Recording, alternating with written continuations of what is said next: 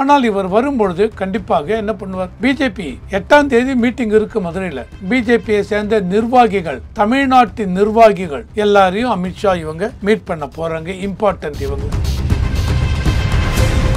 கூட்டணி ஸ்ட்ராங்கா ஆயிடுமா?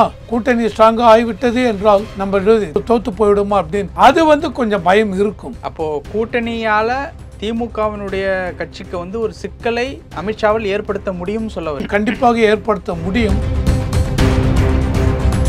திமுக அதனால மனசுல வெளியில இவங்க சொல்லலாம் 200 சீட்டு 220 சீட்டு நாங்க ஜெயிக்க போறோம்.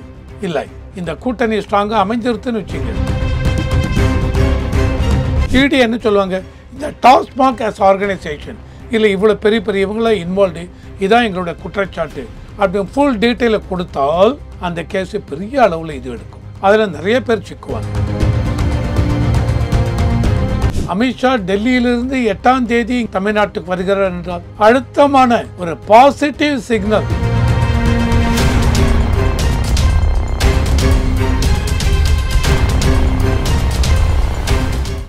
ரியல் ஒன் நேயர்களுக்கு வணக்கம். இன்று நம்மளுடைய நேர்காணலுக்கு அரசியல் விமர்சகரான திரு ரவிசங்கர் அவர்கள் இணைஞ்சிருக்காங்க. சார் வணக்கம். வணக்கம். வணக்கம். அமித்ஷா அவர்கள் மதுரைக்கு வர்றதுனால அறிவாலயம் புள்ளிகள் ஏதாவதுக்கு ஆபத்து இருக்கா எப்படி? ஏன்னா அமித்ஷா வர்றதுக்கு உண்டான காரணத்தை அவங்க சைட்லேருந்து சொல்லிட்டாங்க. 2026 சட்டமன்ற தேர்தலுக்காக பாஜகவினுடைய நிர்வாகிகளை சந்தித்து பேச போகிறதா தகவல்லாம் வந்திருக்கு. ஸோ அறிவாலயம் புள்ளிகள் இந்த ரகசிய மீட்டிங்க்கு ஏதாவது அந்த சில நேரங்களில் எதுவும் வாய்ப்பு இருக்கா எப்படி சார்? சார் இதில் ஒரு ரகசிய மீட்டிங்கும் இல்லை சார். அமித்ஷா அந்த பிஜேபி கட்சியுடைய ஒரு பதவியில் இருக்கிறதுனால ஹோம் மினிஸ்டருங்கிறது வேறு சார். மதுரைக்கு வருது கட்சி விவகாரமாக தான் வர்றார். இதை தவிர அவருக்கு முருக பக்தர் பிஜேபியை இருக்கவங்க எல்லாருமே அந்த ஆன்மீகம் அது ரொம்ப முக்கியம். அந்த விஷயமாக கூட வரலாம். ஆனால் இவர் வரும்பொழுது கண்டிப்பாக என்ன பண்ணுவார்? பிஜேபி 8ஆம் தேதி மீட்டிங் இருக்குது மதுரையில். பிஜேபியை சேர்ந்த நிர்வாகிகள், தமிழ்நாட்டின் நிர்வாகிகள் எல்லாரையும் அமித்ஷா இவங்க மீட் பண்ண போகிறாங்க. இம்பார்ட்டன்ட் இவங்கள பேசுவாங்க. பேச போகிறது எலெக்ஷனை பற்றி, 2026 எலெக்ஷனை பற்றி, 2026 எலெக்ஷனுக்கு என்னென்ன மாதிரி கட்சிகளை நம்ம சேர்க்க போகிறோம், அலையன்ஸ் பார்ட்னர்ஸ் யார் யார். ஏன்னால் எல்லாருக்குமே தெரியும் இன்றைக்கு போல் அரித்மெட்டிக் அப்படிங்கிறச்ச அலையன்ஸ் பார்ட்னர்ஸ் முக்கியம். அதனால் எந்தெந்த அலையன்ஸ் பார்ட்னர்ஸ் சேர்க்க போகிறோம், எந்த அளவுக்கு வெற்றியை நம்ம உறுதியாக கொண்டு வர வேண்டும். ஸோ அந்த மாதிரி அலையன்ஸ் இவர் வரும்பொழுது ஆல்ரெடி பிஜேபி ஏடிஎம்கே சரியாயிடுச்சு. ஆனால் இன்னும் நிறைய பார்ட்டிஸ் வரணும். பிஎம்கே வரணும், டிஎம்டிகே வரணும். சீமான் அவர்கள் வருவார் என்ன தெரியாது. விஜய் கட்சியே உள்ளே வருவாங்களா? வந்தால் இன்னும் நல்லது. ஏன்னால் பிஜேபியை பொறுத்த வரைக்கும் ஒரே நோக்கம் திமுக கழகத்தை 2026 எலெக்ஷன் போது தோற்கடிக்கணும், தோற்கடித்து பதவியை விட்டு விலக்கணும். அதே சமயத்தில் ஏடிஎம்கே தான் லீடர் இந்த என்டிஏ கூட்டணிக்கு. அதனால் ஏடிஎம்கே பதவிக்கு வருவாங்க. ஏடிஎம்கே பதவிக்கு வரதான் முக்கியமாக? இல்லை, ஏடிஎம்கே பதவிக்கு வருவாங்க. அலையன்ஸ் பிரகாரம் ஏடிஎம்கே லீடர் ஜெயித்து வந்தால் இபிஎஸ் தான் முதலமைச்சர். இதில் எந்த ஒரு மாறுபாடும் இருக்காது. அதே சமயத்தில் பிஜேபியை பொறுத்த வரைக்கும் எத்தனை எம்எல்ஏ உள்ளே கொண்டு வரப்போகிறோம், கட்சி வளரணும், இந்த எம்எல்ஏஸ் வரணும். அதனால் இவங்களோட இம்பார்ட்டன்ட் இதுவே என்ன மாதிரி ஸ்ட்ராட்டஜி, என்ன மாதிரி நம்ம போல் இதை கொண்டு போகிறோம், என்னென்ன அலையன்ஸ் பார்ட்னர்ஸ் உள்ளே கொண்டு வர போகிறோம், எப்படி அவங்கள கொண்டு வர போகிறோம். மெயினாக பிஎம்கே இதை பொறுத்து பார்க்குற வரைக்கும் பிஎம்பியில் ஆல்ரெடி ராமதாஸ் அவர்களுக்கும் அன்புமணி ராமதாஸ் உரசல் இருக்கிறது. அந்த மாதிரி இருக்கும்போது ஓட்டு சிதறலாம். அதாவது எந்த அளவுக்கு ஓட்டு சிதறும் சொல்ல முடியாது. இன்றைக்கு ராமதாஸ் பின்னாடி எவ்வளவு கேடர்ஸ் லாயலாக இருக்காங்க, எவ்வளோ லீடர்ஸ் இருக்காங்க, அன்புமணி ராமதாஸை சுற்றி எவ்வளோ பேர் இருக்காங்க, ஓட்டு எப்படி ஸ்ப்ளிட் ஆகுது, 10, 90, 20, 80, 20% ஓட்டு போனாலே அதுவே பெரிய ஒரு இடியாக இருக்கும். ஸோ அமித்ஷா அவர்களை பொறுத்த வரைக்கும் பிஜேபியில் என்ன, இவங்க எல்லாரும் இணைத்து கொண்டு வரணும். ஏடிஎம்கே பிஎம்கேக்குள்ளே எந்த விதத்திலையும் ஸ்பிரிட்டு இருக்கக்கூடாது. இந்த மாதிரி நோக்கத்தில் இவர் பண்ணுறார். இந்த மாதிரி வரும்பொழுது டிஎம்கேக்கு என்ன பயம்னால் கூட்டணி ஸ்ட்ராங்காக ஆகிடுமா? கூட்டணி ஸ்ட்ராங்காக ஆகிவிட்டது என்றால் நம்ம தோற்று போயிடுமா அப்படின்னு அது கொஞ்சம் பயம் இருக்கும். அதாவது இவங்க சொல்லலாம் டிஎம்கே விட்டு எந்த கூட்டணி கட்சிகளும், இப்போ இருக்கிற கூட்டணி கட்சிகள் விசிகே ஆகட்டும், காங்கிரஸ் ஆகட்டும், 2 கம்யூனிஸ்ட் பார்ட்டி ஆகட்டும், எம்டிஎம்கே ஆகட்டும், கொங்கு வேளாளர் பிரிவுகள், அவங்க யாரும் போக மாட்டாங்க அப்படின்னே இருந்தாலும் அதனாலே டிஎம்கே ஜெயிச்சிருமா? அப்போது கூட்டணியால் திமுகவினுடைய கட்சிக்கு வந்து ஒரு சிக்கலை அமித்ஷாவில் ஏற்படுத்த முடியும் சொல்ல வரும். ஏற்படுத்த முடியும், கண்டிப்பாக ஏற்படுத்த முடியும். அதனால தான் இப்போ இம்பார்ட்டன்ட் இதுவே 8ஆம் தேதி ஒரு மீட்டிங்கில் பிஜேபியோடைய இதை பற்றியும் பேசுவார், கட்சியை பற்றி. அதை தாண்டி எதிர்கட்சிகள் கூட்டணிக்கு உள்ளே கொண்டு வர போகிறோமே, இவங்களை என்ன மாதிரி அணுக வேண்டும், யார் யார் சிலர் வந்து டைரெக்டாகவே இவங்க பிஜேபி அமித்ஷாவோட மோடியோட பேசியிருக்கலாம், இவங்களுக்கு தெரியாது. இதெல்லாம் மோடி அமித்ஷா அவர்கள் பிஜேபியில் important leaders, maybe Nainar Nagendran இவருக்கு தெரியும் சார், அண்ணாமலைக்கு அவங்க ஷேர் பண்ணுவாங்க சார். ஏன்னா சிலர் இப்போ பேச்சு என்ன அடிபடுறது அப்படின்னால், அண்ணாமலையை பொறுத்த வரைக்கும் தேசிய அளவில் மேபி பொது செயலாளராக கூட கொண்டு வரலாம், அந்த மாதிரி பேச்செல்லாம் இருக்குது. நாட் அ கன்ஃபார்ம்டு நியூஸ், ஆனால் அந்த மாதிரி இருக்குது. ஸோ இப்போல்லாம் சொல்கிறாங்க இல்லை அண்ணாமலையை ஓரம் ஒதுக்கிட்டு, அண்ணாமலையை ஒதுக்கவில்லை, ஒதுக்க முடியாது. ஏன்னா பிஜேபிக்கு தெரியும் எந்த அளவுக்கு அண்ணாமலை இதுன்னு. Coming back to your question. So இதனால் திமுகக்கு அதனால் மனசில் வெளியில் இவங்க சொல்லலாம் 200 சீட்டு 220 சீட்டு நாங்கள் ஜெயிக்க போகிறோம். இல்லை, இந்த கூட்டணி ஸ்ட்ராங்காக அமைஞ்சிருத்துன்னு வச்சுங்க. பிஜேபி ஏடிஎம்கே ப்ளஸ் அந்த ஓபிஎஸ் டிடிவி தினகரன், அப்புறம் அவங்க சசிகலா அவர்கள், அவங்களுடைய இது அது ஒரு 2-3% வச்சுங்க. அது அவங்கள உள்ளே கொண்டு வரலாம். இதை தவிர டிஎம்டிகே பிஎம்கே இன்னி வரைக்கும் அவங்க சொல்கிறாங்க நாங்கள் ஜனவரி 9ஆம் தேதி தான் கடலூர் இருக்குது.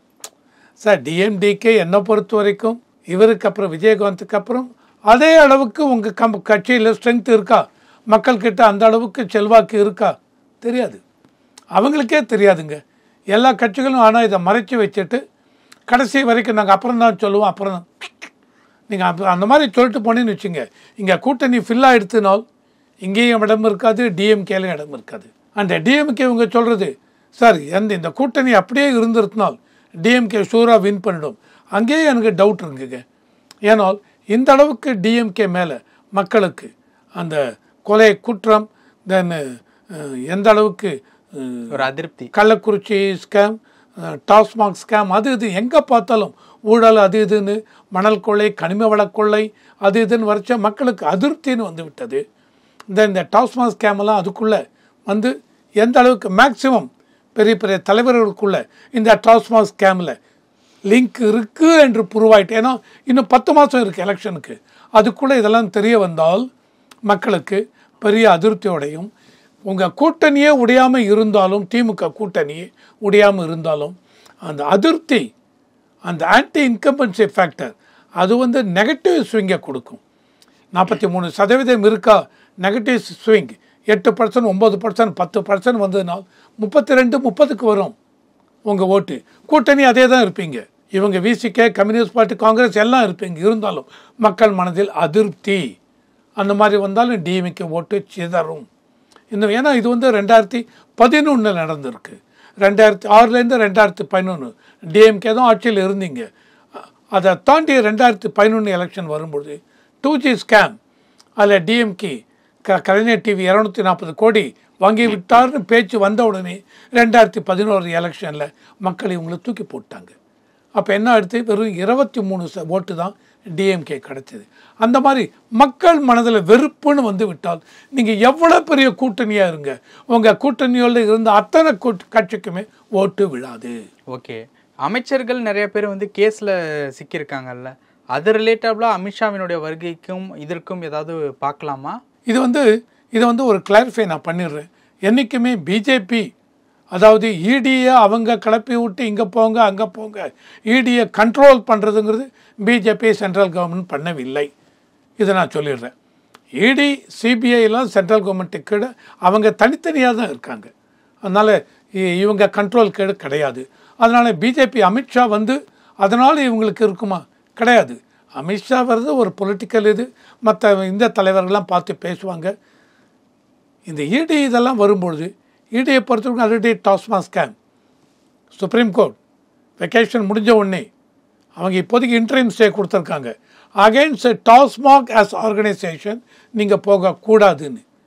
அதை தாண்டி இப்போ சுப்ரீம் கோர்ட் வெக்கேஷன் முடிஞ்சதுக்கப்புறம் இந்த ஸ்டே வந்து கிளியர் இடி என்ன சொல்லுவாங்க, இந்த டாஸ்மாக் ஆஸ் ஆர்கனைசேஷன் இல்லை இவ்வளோ பெரிய பெரிய இவங்களாம் இன்வால்வ்டு, இதான் எங்களோட குற்றச்சாட்டு அப்படின்னு ஃபுல் டீட்டெயிலை கொடுத்தால் சுப்ரீம் கோர்ட் படித்து பார்த்து ஸ்டே கிடையாது நீங்கள் ப்ரொசீட் பண்ணுங்கன்னால் அந்த கேஸு பெரிய அளவில் இது எடுக்கும். அதில் நிறைய பேர் சிக்குவாங்க. இது ஒன்று. ரெண்டாவது, ஏற்கனவே நீங்கள் சொன்ன மாதிரி அந்த மணல் கொள்ளை, கனிம வள கொள்ளை, அந்த மாதிரி இந்த டிஸ்ப்ரப்போர்ஷனேட் வருமானத்துக்கு அதிகமாக சொத்து சேர்த்த வழக்கில் ஆல்ரெடி இவர் மினிஸ்டர் துரைமுருகன் அவருடைய சன்னு, அந்த மாதிரி மணல் இது கனிம வள கொள்ளை அப்படின்னு பார்க்குறச்ச பொன்முடி அவர்கள், அவங்க கேஸெல்லாம் முடியவே இல்லை. அந்த மாதிரி ஜெகத் ரட்சகன் அவர் கேஸும் முடியலை. எந்த கேஸ்லையும் யாருமே அக்யூட் ஆகலை. அந்த மாதிரி சில கேஸை நீங்கள் பார்த்தீங்கன்னு வச்சுங்க, இந்த கீழ்கோர்ட்டு வந்து இந்த தங்கம் தென்னரசு அவர்கள், சாத்தூர் ராமச்சந்திரனா அவர்கள், இவங்க எல்லாருமே அந்த மாதிரி இந்த கேஸில் டிஸ்ப்ரப்போர்ஷனேட் கே நெஹ்ரு அவருடைய பிரதர், தென் அவருடைய இந்த கேஸெல்லாம் அப்படியே இருக்குங்க. அந்த மாதிரி தங்கம் தென்னரசு கேஸெல்லாம் கீழ்கோர்ட்டில் அவங்க அக்யூட் பண்ணிட்டாங்க. ஆனால் ஹைகோர்ட்டை சுவமோட்டோவை எடுத்து இந்த கேஸெல்லாம் ஆராயிறாங்க. இதெல்லாம் 1 by 1 வரும். ஆனால் இதுக்கும் பிஜேபி அமித்ஷா இங்கே வருவதற்கு சம்மந்தம் இல்லை. ஆனால் அந்த சமயத்தில் இதுவும் நடந்ததுன்னு வச்சுங்க, இது வந்து கோஇன்சிடென்ஸ் தான். ஆனால் இந்த கேஸெல்லாம் இன்னும் அது முடியவில்லை. இது வந்து யார் யார் இன்வால்வ்டோ திமுக மந்திரிகள் எல்லாருமே அவங்க மனசில் ஒரு அழுத்தத்தை கொடுக்கும். இந்த மாதிரி இருக்குது, இந்த கேஸ் எப்போ முடியுமோ என்ன. இதை நீங்கள் பார்த்தீங்கன்னு வச்சு என்ஐடி கேஸ் இன்றைக்கி எல்லாம் சொல்கிறது பொலிட்டிக்கல் வெண்டட்டா, அரசியல் காரணமாக, அரசியல் அழுத்தத்தின் காரணமாக, அரசியல் பழிவாங்கும் நோக்கமாக இவர்கள் செய்யறாங்க அப்படின்னு கிடையாது. அந்த மாதிரி செந்தில் பாலாஜி கேஸ் அது. ஸோ இதெல்லாம் வந்து இருக்குது. இதுக்கும் அமித்ஷா வருகைக்கும் என்னை பொறுத்த வரைக்கும் சம்பந்தம் இல்லை. அதே மாதிரி அமித்ஷா வருகைக்கும் ஆடிட்டர் குருமூர்த்தி அவர்கள் ராமதாஸ் அவர்களை பார்த்ததுக்கும் சம்பந்தம் இல்லை. ஆனால் கூட்டணியால் ஒரு சிக்கல் வரப்போகுது அப்படிங்கிறத மட்டும் நம்ம கண்டிப்பாக இந்த கூட்டணி அமைந்து விட்டால் இதை தாண்டி இப்போ என்ன பண்ணணும், பிஎம்கே உள்ளே வரணும், டிஎம்டிகே உள்ளே வரணும். இவங்க உள்ளே வந்து இன்னும் இவருடைய என்ன பண்ண போகிறாரு தெரியவில்லை. யார், விஜய் அவர்கள். அவருடைய கூட்டணியில் இதுவரைக்கும் யாருமே விஜய் கூட்டணியில் போய் சேரவில்லை. விஜய் ஒரு தனி கட்சியாக தான் இருக்குது, இன்னும் யாரும் போய் சேரவில்லை. சீமான் அவர்கள், சீமானோடு இவங்க பேசலாம். சீமான் கட்சிக்குள்ளே வரலாம், கூட்டணிக்குள்ளே வராமல் இருக்கலாம். ஆனால் சீமான் கண்டிப்பாக அந்த பக்கம் போக போகிறதில்லை, டிஎம்கே கூட்டணிக்கு போக போகிறதில்லை. ஆனால் இந்த பக்கம் வரலாம். நாளைக்கு 8ஆம் தேதி வரும்பொழுது இவர் அமித்ஷா தமிழ்நாட்டில் இருக்கிறதுனால சீமானோடு கூட பேசலாம், வெளிப்படையாக தெரியாமல் இருக்கலாம். இதெல்லாம் பொலிட்டிக்கல் ஸ்ட்ராட்டஜி. வெளிப்படையாக சீமான் வந்து இவர் மீட் பண்ணாமல் இருக்கலாம், அமித்ஷா வெளிப்படையாக பேசாமல் இருக்கலாம். ஆனால் உள்ளுக்குள்ளே பேசலாம். டைரக்டாக சீமான் மரியாதை நிமித்தமாக அமித்ஷாவை சந்திக்கலாம், தெரியாது. ஆனால் கண்டிப்பாக ஒன்று சொல்ல முடியும். ஏன்னால் அமித்ஷா டெல்லியிலிருந்து 8ஆம் தேதி இங்கே வருகிறாள், தமிழ்நாட்டுக்கு வருகிறார் என்றால் அழுத்தமான ஒரு பாசிட்டிவ் சிக்னல் இந்த அலையன்ஸை பொறுத்த வரைக்கும் கிடைச்ச ஒரே காரணத்துக்காக தான் அவர் இங்கே வருகிறார் அப்படின்னு என்னால் ஷூராக சொல்ல முடியும். பல விஷயங்கள் பகிர்ந்துக்கிட்டீங்க. நேரத்துக்கு ரொம்ப நன்றி. நன்றி.